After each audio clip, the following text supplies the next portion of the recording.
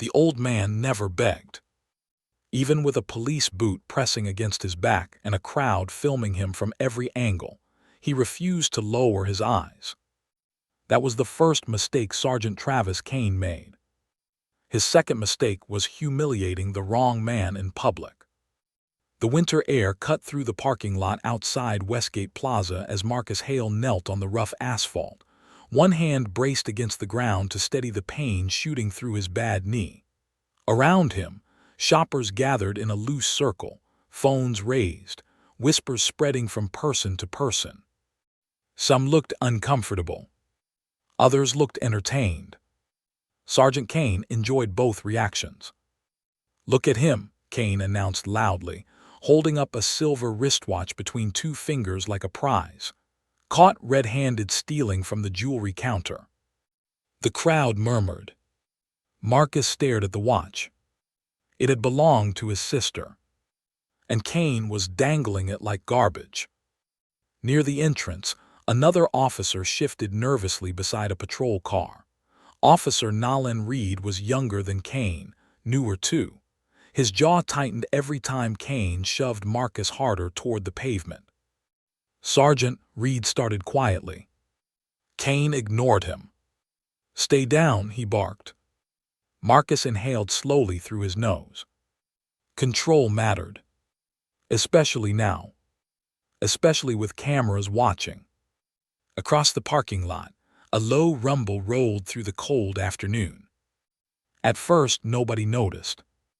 Then black SUVs began entering the lot one after another. Slow, precise, purposeful. And suddenly Sergeant Kane's smile didn't look so confident anymore. 3 hours earlier, Marcus Hale had walked into Westgate Plaza carrying nothing except a folded repair receipt and 20 years of grief he never properly dealt with. The mall was crowded with holiday shoppers. Music drifted from hidden speakers, while children ran between storefronts carrying oversized pretzels and shopping bags. Marcus barely noticed any of it. He kept one hand in his coat pocket, touching the repair claim ticket over and over like he needed proof it still existed. His younger sister Naomi had died 11 weeks ago. The watch repair had been scheduled before the accident. Picking it up was the last thing on her unfinished list. Marcus wasn't ready to let that list disappear. He moved through the center corridor toward a jewelry kiosk near the fountain. As he approached, he noticed security immediately. A guard near the escalator straightened. Another quietly spoke into a radio. Marcus noticed things like that. Years working federal investigations trained him to. The young cashier behind the kiosk forced a nervous smile when he handed her the ticket. "You're here for Miss Hale's watch?" she asked softly. "Yes." She glanced around before unlocking a drawer beneath the counter. Her hands trembled slightly as she placed a small velvet box in front of him. Marcus opened it carefully. The silver watch gleamed beneath the overhead lights. His father had given it to Naomi before Marcus left for military service decades earlier. Engraved on the back were 4 words. "Truth survives longer than fear." Marcus swallowed hard. "It looks good," he said quietly. The cashier leaned closer. "She told me if anyone else came asking questions, I should give this only to you." She slipped a folded receipt-sized note into his hand. Before Marcus could ask what she meant, a sharp voice interrupted. "Sir, step away from the counter." Marcus turned. A woman in a charcoal blazer approached with 2 uniformed officers behind her. The silver badge pinned to her jacket read, "Dana Mercer, Director of Security." Beside her stood Sergeant Travis Kane. Broad shoulders, gray eyes. The kind of man who enjoyed authority too much. "We received a theft complaint," Mercer announced. Marcus frowned. "What complaint?" A woman suddenly pointed from across the corridor. "Him, that's the man who took my wallet near the food court." Marcus stared at her. He had never seen her before. "I just arrived," he said calmly.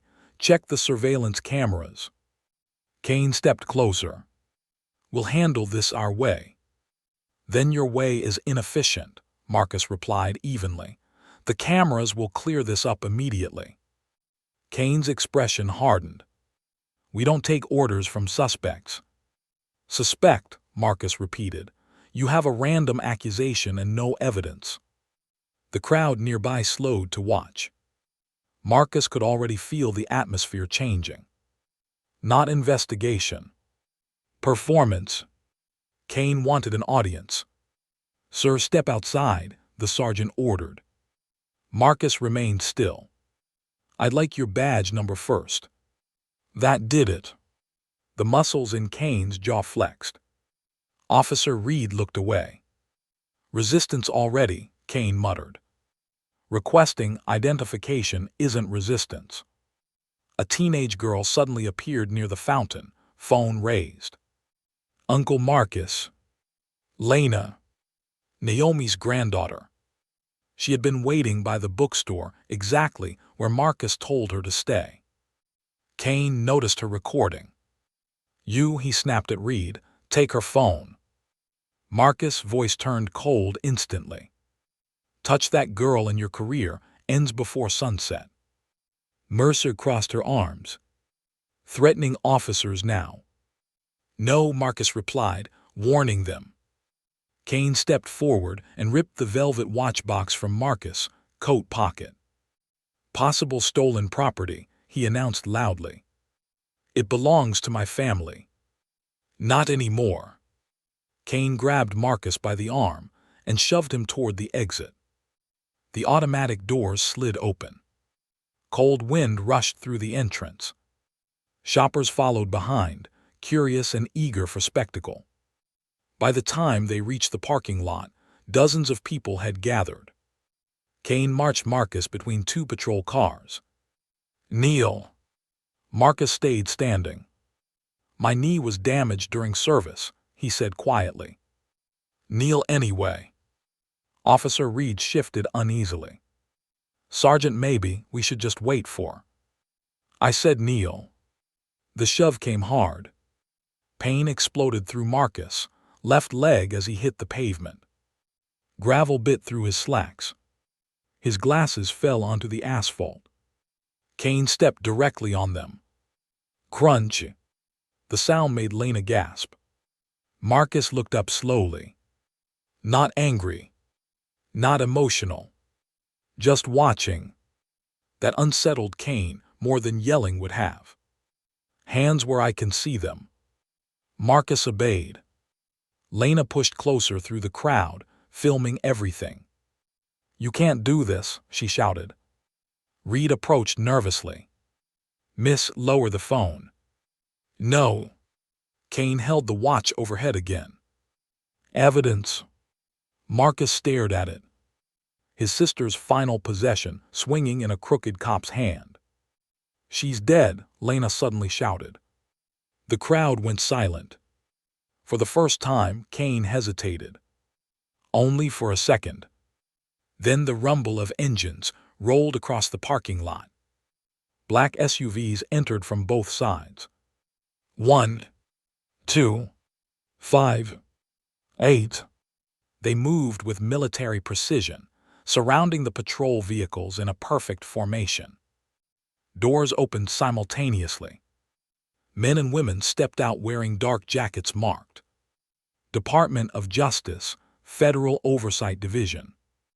Kane's face drained white. Marcus slowly rose from the pavement with help from two agents. The humiliation disappeared from his expression. Now there was only certainty. A tall woman with silver hair approached directly toward Kane. "Special Director Evelyn Ward," she announced, "Federal Oversight Division." Kane swallowed. "Ma'am, this is an active police." "No," Ward interrupted sharply. "This is now a federal misconduct investigation." An attorney stepped beside her, already taking photographs. Broken glasses. Bruised knees. The watch. The crowd. Everything documented. Marcus brushed gravel from his coat. Kane stared at him. What the hell is this?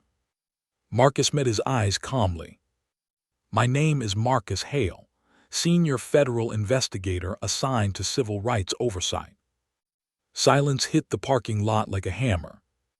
And your department, Marcus continued, has been under investigation for 6 months.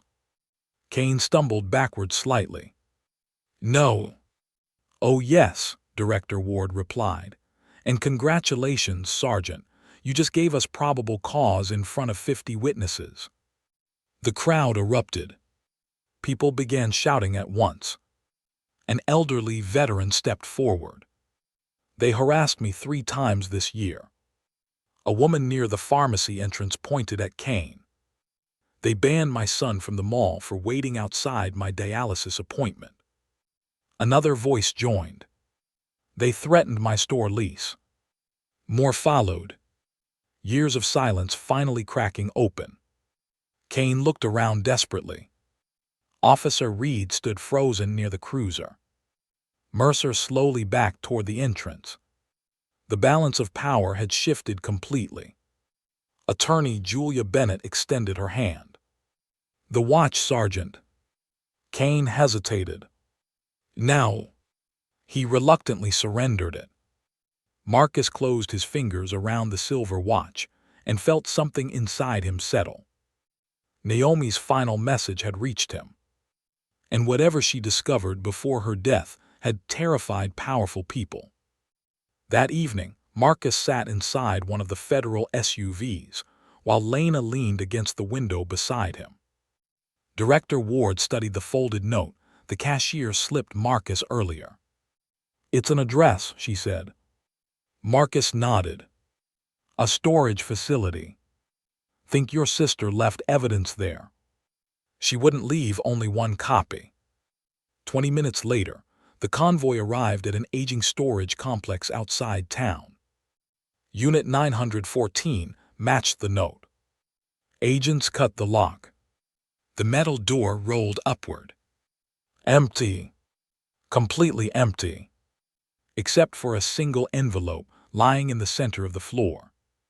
Julia opened it carefully. Inside was a photograph. Naomi standing beside Mayor Richard Holloway during a redevelopment ceremony. On the back, written in Naomi's handwriting. If Marcus finds this, they already know. A cold silence filled the storage unit. They cleaned it out before we got here, Lena whispered. Director Ward's face darkened. That means somebody knew your sister planned backups. Lena's phone buzzed. Her expression immediately changed. What is it? Marcus asked. She showed him the screen. Unknown number. Tell your uncle to leave town before your family buries another Hale. Director Ward took the phone instantly. Marcus stared at the empty storage unit. This wasn't over. It hadn't even truly started. Later that night, they arrived at Naomi's house. The small home looked untouched. Her reading glasses still sat on the kitchen table. Family photos lined the hallway. But Marcus noticed the details immediately. Frames slightly crooked. Drawers not fully closed. Dust disturbed in careful patterns. They searched this place, he said. Police claimed they were securing the property after her death, Lena replied. Marcus checked the desk near the living room window. Empty. Too empty. Naomi kept records obsessively. Notebooks. Sticky notes. Lists. There should have been something. He ran his hand across the desk surface. Pressure marks. Indented writing. Flashlight, he said. Julia handed him one. Lena grabbed paper and a pencil. Slowly, graphite revealed faint impressions. 817. And one incomplete word. Church. Before they could think further, headlights swept across the living room. A patrol cruiser rolled slowly past the house. Then again. Marcus carefully pulled the curtain aside. Sergeant Kane sat behind the wheel watching the house. "He's trying to scare us," Lena whispered. Marcus stared back through the glass. "No," he said quietly. "He's trying to remind us who controls this town." The next morning, local news stations were already spinning the mall incident. Television anchors described Marcus as a disruptive outsider. Mayor Holloway appeared on screen speaking about maintaining public safety. Sergeant Kane had been placed on temporary paid leave. Lena slammed the remote down. "They're protecting him." "They're protecting themselves," Julia corrected. Then Lena received an email from school. "Emergency disciplinary hearing. Reason: online conduct damaging community trust." "They're punishing me for posting the video," Lena whispered. Marcus felt anger tighten in his chest. First they targeted him. Now a teenager.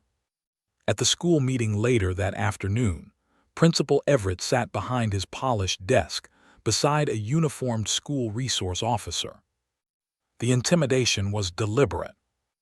Lena's scholarship recommendation had suddenly been reconsidered. "Her online activity reflects poorly on the institution," the principal explained nervously. Marcus leaned forward. "She documented a public event." The principal avoided eye contact. "We received concerns from city leadership." "Meaning the mayor's office." Silence. That silence confirmed everything. Outside the school, Lena finally broke down crying. "They can destroy anyone," she whispered. Marcus hugged her tightly. "Only if people stay isolated." That evening, they visited a retired nurse named Clara Watkins. She lived in a small blue house near the church district. Inside, she handed Marcus a thick spiral notebook.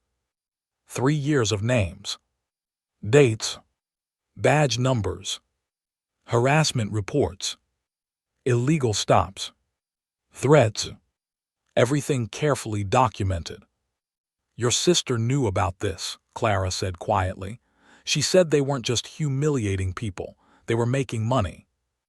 Marcus examined redevelopment maps spread across the table. A pattern emerged immediately.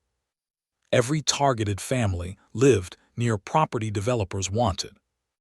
Every harassment report helped classify neighborhoods as unsafe. Property values dropped. Developers bought cheap. Entire communities displaced. And someone inside city government was coordinating it. Before Marcus could respond, a brick exploded through Clara's front window. Glass rained across the living room. Lena screamed. Marcus shoved Clara behind the sofa. Julia picked up the brick carefully. A note was tied around it. "Old women should stay quiet." Clara straightened slowly despite shaking hands. "They killed Naomi because she wouldn't stop digging." Marcus looked at the shattered glass around them. "No," he said coldly. "They killed Naomi because they thought nobody would fight back afterward." That night, Marcus and the federal team pieced everything together in the basement of First Community Church. Maps, property records, incident reports, audio files. Everything pointed toward one conclusion. The corruption wasn't random. It was organized. Then Director Ward called with a breakthrough. They recovered a deleted emergency dispatch record from the night Naomi died. She had called 911. Reported someone attempting to enter through her back door. The responding officer, Nolan Reed. Marcus stared at the ceiling. "She asked for help," he whispered. And one of Kane's officers answered. The following night, Reed secretly contacted Marcus. They met in an abandoned community center parking lot. The young officer looked terrified. "I can't do this anymore," Reed admitted. He confessed everything. Kane had targeted Naomi for months. She discovered evidence connecting police harassment to redevelopment deals. The night she died, Kane personally insisted on responding to her house. "He sent me outside," Reed said shakily. "When I came back, she was already at the bottom of the stairs." Marcus grabbed him by the collar. "You let him kill her." Reed's eyes filled with tears. "I thought he only wanted to scare her." Before Marcus could respond, headlights swept into the lot. "Kane found me," Reed panicked. He bolted into the darkness. Julia, hidden nearby, lowered her phone. "I recorded everything." Back at Naomi's house, Marcus examined the repaired watch again. Something felt wrong. He pressed along the back panel. Click. A hidden compartment opened. Inside sat a tiny microSD card. Naomi's final insurance policy. The files contained audio recordings. Mayor Holloway discussing property acquisition. Dana Mercer ordering false security reports. Kane threatening residents. It was enough to destroy careers. Maybe enough to start arrests. But before federal warrants could be filed, Marcus was pulled over driving home. State troopers surrounded his vehicle. An anonymous tip. A routine search. Then suddenly, an unregistered firearm appeared beneath the driver's seat. The weapon was tied to an unsolved shooting. Marcus immediately understood. They were framing him. News stations exploded the next morning. Federal investigator linked to criminal weapon. Mayor Holloway publicly demanded Marcus be removed from the case. Director Ward reluctantly suspended him from active investigation. At the same time, Clara's house was broken into. Her notebook stolen. Reed vanished. Lena's scholarship was officially suspended. Everything Naomi built seemed to collapse at once. That night Marcus sat alone at Naomi's kitchen table, holding the silver watch. The hands remained frozen at 8:17. Then the memory hit him. Luke 8:17. For nothing is hidden that will not be revealed. Marcus slowly sat upright. Naomi loved that verse. And she loved layers. The church. The next morning, Marcus, Lena, and Julia quietly entered First Community Church while Clara distracted the pastor. Inside the historical display room sat Naomi's old family Bible, inside a glass case. Marcus unlocked it carefully. Hidden inside the leather binding was another microSD card. The real archive. This time the evidence was overwhelming. Video recordings. Financial transfers. Audio conversations. Surveillance footage. One file showed Kane entering Naomi's home alone the night she died. Another captured his voice threatening her. The final video was labeled. For Marcus. Naomi appeared on screen tired but calm. "If you're watching this," she said softly, "then they finally pushed too far." She explained everything. The fabricated crime statistics. The forced property sales. The intimidation campaigns. "They rely on fear," Naomi said. "Fear keeps people divided, silent, ashamed." Then her expression hardened. "Don't let them bury this quietly. Make them answer publicly." Marcus watched the screen until it faded black. Grief hit him all over again. But beneath the grief now lived purpose. The following afternoon, Mayor Holloway held a massive public redevelopment ceremony at Westgate Plaza. The same parking lot. The same pavement where Marcus had been forced to kneel. A stage stood near the entrance decorated with banners celebrating urban renewal. Developers, politicians, reporters, everyone important attended. Federal agents blended invisibly through the crowd. Marcus arrived wearing a dark coat and Naomi's repaired watch. The crowd parted as people recognized him. Sergeant Kane intercepted him immediately. "You should have disappeared while you had the chance," Kane growled. Marcus looked at him calmly. "You mistake intimidation for strength." Kane stepped closer. "You should have stayed on your knees." Several nearby reporters heard that clearly. Phones lifted instantly. Marcus answered quietly but firmly. "A man only stays on his knees when he believes he deserves to." Director Ward emerged from the crowd. "Step away from him, Sergeant." Meanwhile, Julia Bennett walked directly onto the stage. Mayor Holloway froze mid-speech. "Citizens of Brookmere," Julia announced into the microphone, "what you're about to hear was recorded by Naomi Hale before her death." The speakers crackled. Then Dana Mercer's voice echoed across the parking lot. "We don't need real crime, we need statistics." Shock spread through the crowd. Another recording played. Mayor Holloway discussing dropping property values. Another, Kane threatening Naomi. Another, police discussing targeting elderly residents and minority business owners. The crowd turned furious. People stepped forward one by one, sharing stories. Publicly, fear breaking apart in real time.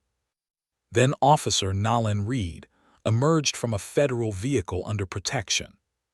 His voice shook as he confessed everything. Kane's face twisted with panic.